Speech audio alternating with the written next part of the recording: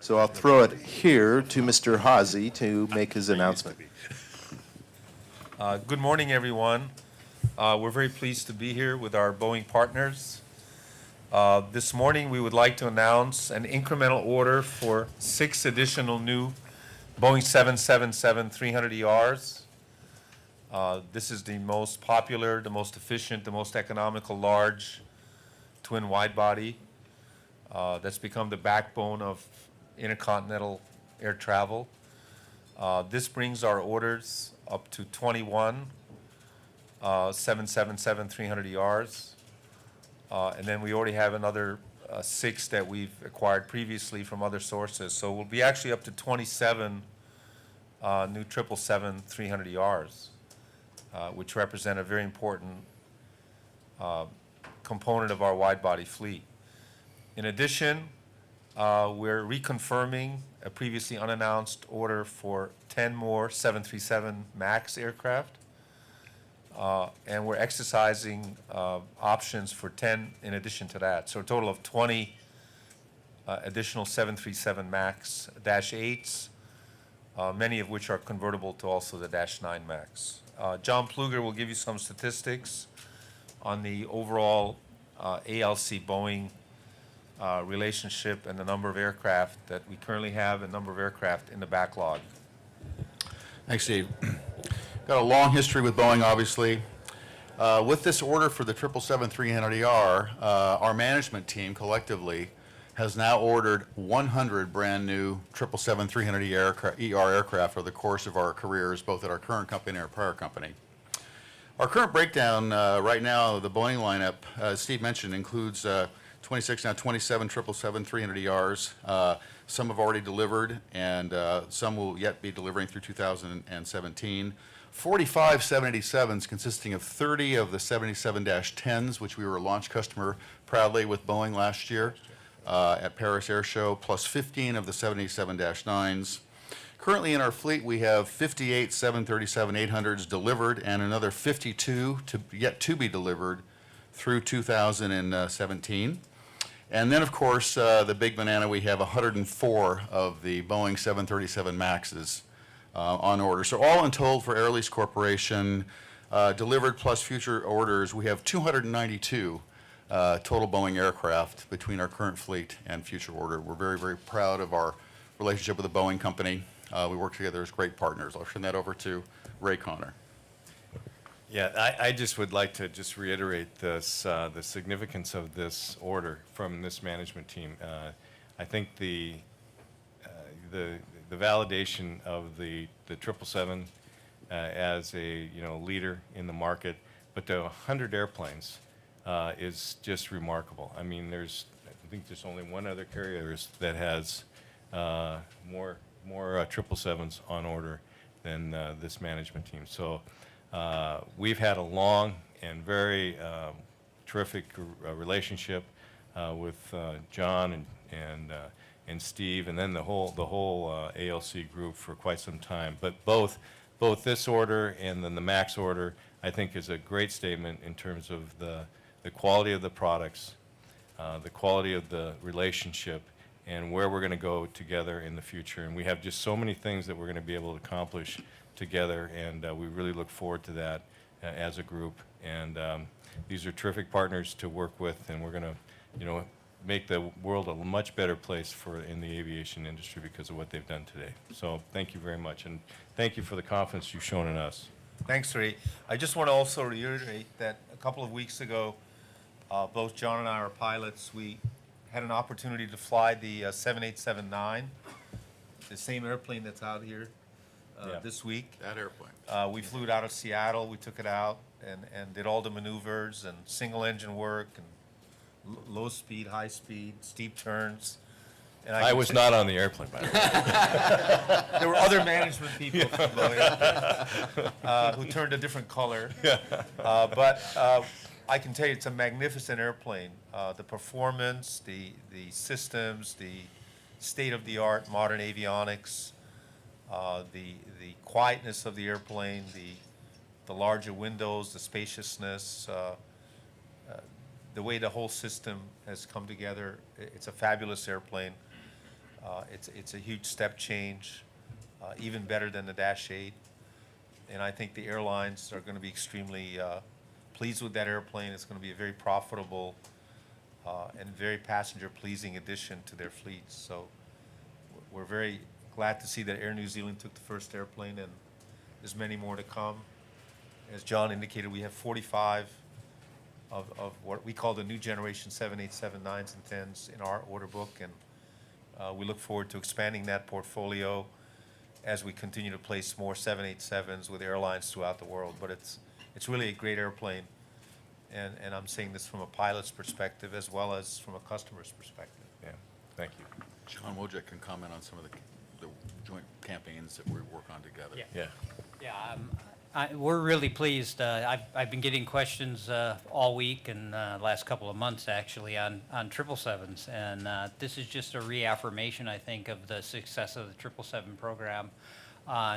You guys now have, in the last year, have purchased over 20 777s, and I think you've placed them all. Every We've one of placed them. them all. So yes. there continues to be really strong demand for the 777, and we couldn't be more pleased than to partner with ALC and keep the 777 successfully flying around the world. So it's been great, and Steve, the 10's going to even be better than the 9, so we're waiting for that. It's a little more expensive, but it will be better. It's value. Yeah. All of these 777 300ERs that John referred to have been placed with airlines throughout the world, including these 6. 26. Yes. Well, we have 20 on 26 order. total, yeah. This actually takes us to 26 total. But And these 6 have already been placed. Yes. yeah, we've already got customers, 3 different airlines that are going to lease 2 each. Here's And we'll another be way- making those announcements in the course of the near future. Here's a way to say it. We have no unplaced 777 300ERs. None. They're all, Which, I guess from my perspective, there's a lot of talk about this transition and going from the 777 to the 777X. I think this is a strong validation to the quality of the product and how, accepted it is in the marketplace to already, purchase the airplanes, have them already placed, all 26, I think is a great testament to the airplane and to the people. Yeah. And he'll probably, hopefully buy more. And the other thing I want to point out is, I was there for the first delivery of the 777 300ER in 2004. That was the first airplane that we Yeah. did with Air France. And I can tell you that the 777 300ER of today is a better airplane than the ones they built 10 years ago. There's been a number of systems improvements. There's been a number of aerodynamic improvements. There's been weight reduction. GE has made improvements on the G90-115B. So all around today, the 777 300ER that's being rolled out of the factory are better airplanes in terms of fuel efficiency, payload range, number of new features in the interior. They are great airplanes. Our customers love them.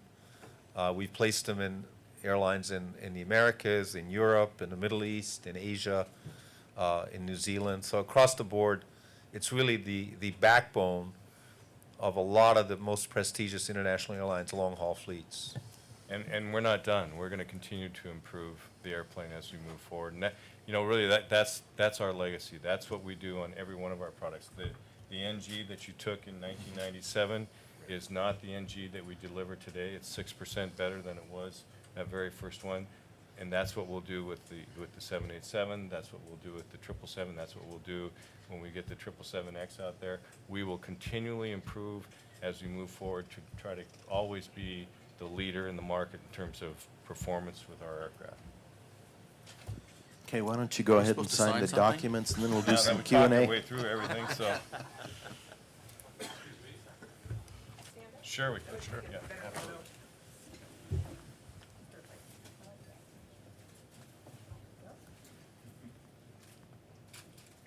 We try to get a small discount off the list price, and it's not easy, but we managed to come out with something that's mutually beneficial. The delivery dates on the 737 MAXes go from early 2018 up until 2021. As we indicated, we have 104 MAXs now on firm order. That's a combination of Dash 8s and Dash 9s. The 777 deliveries start in the spring of 2016 and end these additional 6 airplanes. And the last one is in February of 17. Yes, Steve? How do you compare the 787-9s and Dash 8s in your order book to what you've seen with Airbus this week on the A330neo? They're somewhat complementary. The 787-9 is the longest range aircraft of what we call the new technology twins in the 250 to 350 seat category. It's the airplane that also has a lot more new technology built into it, a lot of features that will make it a very, very profitable airplane for the next 3 or 4 decades. And the 787-10 will probably be the lowest unit cost mid-size wide-body aircraft. In fact, what's interesting is a lot of the airlines we're talking to about the 787-10 are looking at replacing their 747s with the 787-10 because it offers just a little more than half of the fuel burn of a 747 on a typical long-haul trip and can carry, 350 passengers in a multi-class interior. The A330 Neo is really an upgrade of an airplane that's been in service for 20 years. And it just takes advantage of the newest technologies and engines and some system improvements, some aerodynamic improvements. And it's just a way to extend the A330 family's life. It was Airbus's most successful wide-body aircraft. I think our point is that, look, we don't fly these airplanes. We lease them to people who fly these airplanes. And so our fleet, we believe, if you took a look at our fleet and the airplanes we've just mentioned, it actually is a very good representation of where the market has evolved. Because at the end of the day, we make our bread and butter from leasing the most efficient aircraft to the broadest group of airlines possible. So the totality of our fleet, the 737-800, the 737 MAX, the 777-300ER, 787-9 and 10, and then going on to the Airbus single-aisle fleet, and the Neo, and the A330 we spoke about, all is complementary across the board, and our orders reflect how we see the worldwide market evolving, both in quantity and distribution geographically. So I kind of like to say when we're doing these Wall Street visits that our fleet is kind of a mirror image of how we see the world fleet evolving. So Julie. we have customers that have A330 leased from us and 777-300ER. For example, KLM, they use the A330 on missions into West Africa, Middle East, the former STAN states, and then they use the 777-300ERs on very high density intercontinental long haul routes. So for many airlines, there's different airplanes that meet different mission requirements. Yeah, Julie? Speaking of evolving aircraft, Steve and John, you've been vocal in the past, you're very supportive of the 777X, or you like what you've seen so far. Might we see an order this year? Are you still looking at the plane? The first 777X will be coming out, we're looking at another about 6 years. Yeah, 2020. approximately. And involves a new engine, a new wing, a lot of new things that I think will make the airplane extremely attractive. So for us as a leasing company, we don't receive any revenue until an airplane delivers. That's when we get our first rent payment. It's like an apartment building landlord. He doesn't get any money until the first renter moves in. So for us, that's a long lead time airplane. We're having very active discussions with Boeing and have had active discussions for the last 2 years. Our team, members of our team are here that have been involved in the customer development focus groups. We've spent many thousands of man hours working with Boeing on 777X refinements. And I could go through, a dozen different things that we've recommended, and many of them Boeing have incorporated now in the spec. So it's an ongoing relationship, and I'm sure at some point down the path, because of our strong support for the 777 program since the early days, as Ray mentioned, this team has bought 100 777s. I'm sure that the 777X is the next logical extension of our 777 activity. And we are engaged with discussions with airlines that will both purchase and lease the airplane. But as I say, it's a long lead time for us. And right now, we're more focused on the next 3 to 4 years. Yeah, I would just add that, Steve and the entire ALC team has, been a big part of all of our discussions in terms of how we define the 777X, because, as Steve said, they were part of the original 777. They know the airplane probably as well as anybody, and we've incorporated many of the things that were brought forward. So it's a real partnership, starting from way early in the design phase, and we always want to make sure that we're incorporating the things that are going to help them be able to place airplanes around the world. I mean, just a couple of examples. We were pushing Boeing very early to widen the interior cabin without changing the external diameter. And there was a lot of debates, well, should it be for the full cabin or part of the cabin?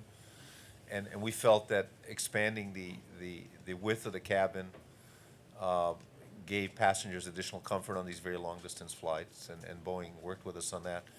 The other one was the pressurization, because the 787 brings a new level of comfort on cabin altitude, and we were able to prevail on Boeing to improve the cabin pressurization system on the 777X so that it will have a lower cabin altitude at a given cruising altitude than the current 777-300ER. So those are just two small examples where our teams and Boeing have worked together to make it a more attractive airplane for the airlines and the millions of passengers that fly 777s every year. John? John, Boeing announced 2 days ago that they're going to be offering a 737 with an extra rear door for a 200-seat capacity. Is that something that you guys are just taking a look at, and how does that square as far as having MAX 8s and MAX 8s with a new exit door as far as your overall buy here?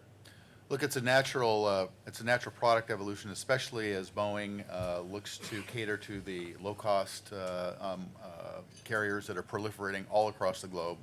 So adding that seat count makes a lot of sense. It's a natural evolution. More and more people are getting crammed on these airplanes. That's the way the airlines can make money, especially the low-cost and ultra-low-cost models. So we see it as a natural evolution, and we will make our determinations of how we may address that specific airplane, or we have a long history with Boeing of interchangeability in our order stream, and we work very closely on customer campaigns. So as that need evolves, we'll make our decisions, but it's a very natural evolution. Yeah, currently there's a 9-seat advantage that the max seating capacity of the 737-800 and the MAX at 189 versus 180 on the A320. And Airbus has been doing things to try to close that gap. So this capability to go to up to 200 seats on the fuselage of the 800 and the Dash 8 certainly gives the LCCs and the ULCCs a way of reducing their unit costs and making the airplane even more cost-effective. Good follow-up. Yeah, sure. Certainly, as a lessor, you're not going to be having that one aircraft you buy with that one customer for its life. You want to be able to get it Right. back, reconfigure it, get it back into service as quickly as you can. How has the evolution of those reconfiguration changed over the years, as far as aircraft being able to essentially be just a vessel for airlines needing capacity quickly, or switching and reconfiguring? Well, on the MAX, this is one of the issues that we're working with Boeing on and have been for many months, is if you have an airline with a 2-class configuration or even a 3-class configuration where they have a business class or first class up front, then they have sort of an upscale economy in the middle of the fuselage, and then the ultra-high density in the back. How do we make that aircraft not have a disadvantage with the additional exit door? And so this is something that we're working on to make sure that if those exits are not being utilized, we're not sacrificing seat count. And so there's ongoing discussions with Boeing on how to make these configurations user-friendly for multiple airline applications. That's, reconfiguration as configurations have gotten more complex, particularly in the wide bodies, I mean, it's become, a greater issue particularly for the leasing companies going through the reconfiguration. So we're working very closely on how to best optimize the airplanes right out of the beginning, so they can do that more easily and with less cost. Well, I would add, I think that Boeing has been a real industry and thought leader here because of the configuration issue. We've actually made an awful lot of progress. 10 or 15 years ago, the number of options available and different BFE types, different seat types was almost unlimited. I mean, at one point in time, I think Boeing offered 97 different shades of white paint. And I think actually Boeing was a thought leader and an industry leader in that. And cup holders, too. And cup holders. That's all gone away. And things are much more standardized. There's still a lot of customization available, but it's much more confined. It's more well-defined. Some of the execution risk in the supply chain came into bear here. And, it's been really Boeing's leadership that has helped the industry reduce costs by achieving both a balance of different customization, yet not being over the top to have unnecessary cost. And don't forget, everything that gets put on an airplane is certified by some authority. So a $10 screwdriver under FAA approval becomes a $1,000 screwdriver. And so I think this is some of the behind-the-scenes work that's been going on in the industry, and that effort really has been led by Boeing. One more question. Vinay Bhaskara, aircraft.com. So recently in the industry, if you look at the way that orders have been moving, some airlines in their fleet strategy have been focusing on fuel reduction, while others, Delta being a notable example, have really focused on reducing capital costs with their fleet replacement programs. Where do you see the balance between the competing interests of reducing fuel costs and reducing capital costs in the industry today? The three largest cost component of running an airline are labor, fuel, and the capital cost of an airplane. So we have very little control over the labor aspect of it, and that's a huge challenge for airline managements. But we're always actively looking for ways to reduce capital cost, not only in terms of acquiring the aircraft, but delivering lease products where the airlines can make money with the aircraft, and then lowering maintenance costs and fuel efficiency. Those are all things that go hand in hand. And I think all those fronts are being attacked vigorously by Boeing, the engine manufacturers, and the leasing community. Dominic, I know you had your hand up a couple times. We'll make yours the last one. I just wanted to ask again about the lineups between Airbus and Boeing. Yesterday you talked about the A330neo having a market. Your analysis showed 1,100 airplanes. Yes. What do you see for the 787-9 and 10? And also you described the -10 as probably the lowest unit cost in that segment. Per seat. Per seat. Yeah. Per seat. How does Yeah. that stack up then against the A330neo? Well, if you look at Boeing's capability to increase production rates on the 787, combining Charleston and Everett, you're looking at a potential production rate of between 160, 180 airplanes a year. Is that about kind of the target? Yeah. So if you take a 15-year view of that, assuming relatively stable global economy, you're looking at a market of over 2,500 aircraft just for the 787 family. So it's more than twice of what our numbers show for the A330neo. Well over twice. And a direct comparison, 787-10 is sold as slightly shorter range. Actually, the 787-10 is longer range than the A330neo. Right, but are those Much more head-to-head? How capacity. would you compare those two? I think they're different markets. Absolutely. I think Because of that, the size? yeah, it's the 787-10 is in a different category. I think the 787-9 and the A330-900 neo will compete in certain market segments, particularly like in the North Atlantic, Europe to the Middle East, intra-Asia. That's where we see the two airplanes compete. But in the ultra long range, the 7879 is obviously superior. It's got more range than the A330. You made a suggestion yesterday from the platform that Boeing could give some extra flexibility to operators of the 787-9 to compete better against the NEO. Could you elaborate on that a little? Well, what I said yesterday is that not every 7879 operator needs the maximum payload range capability of the airplane. So to the extent an airline operates, 3, 4, 5,000 mile legs, Boeing has the capacity and the ability to offer a flexible solution to an airline that doesn't need the max takeoff weight. We have that now in the 737. You can buy the airplane at the base weight, and you can buy weights at different increments. So, Do you get it cheaper? well, the lowest weight airplane is the cheapest, and then you buy that extra capability. You're buying capability when you go higher weights. So what he's suggesting is if we are to take capability out of the -9, that the price would then Come down. correspondingly come down associated with that. Would you do that, Ray? Because you're making the same airplane, right? Well, we'll It's just see. a paper We'll- change. We'll see how the market shakes out. But if I start a new airline flying from, say, New York to London, it's a 3,500 statute mile flight, and I'm going to use 787-9s and say a high-density configuration. As an airline, I don't need the max capability of the -9. So in that application, a lower gross weight airplane would be sufficient. In that case, we would probably try to move people up to the 10. Right. Yeah.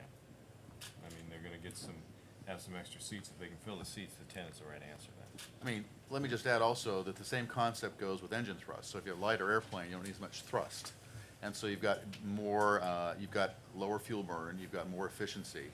And this is nothing new to the industry. You can, for many years, we've had engine offerings where you can have a thrust pump, for example, for takeoff at max gross weight. You can have a reduced thrust operating. We have what's called flex thrust. So in some ways, the airframe side can actually mirror, in terms of capability, what's already been on the engine platforms for many, many years. I mean, this even goes back to 757, 767, 777, 200s, where the basic max takeoff weight was not the highest certified weight. This is not a new concept. We've been doing Yeah. these things for quite some time. Yeah, Dominic, historically, we've priced our airplanes this way for forever. The 787 has had tremendous success. And the -9, we're 40% of the orders are for -9 at the maximum capability today. And there's huge demand out there for that product and that capability.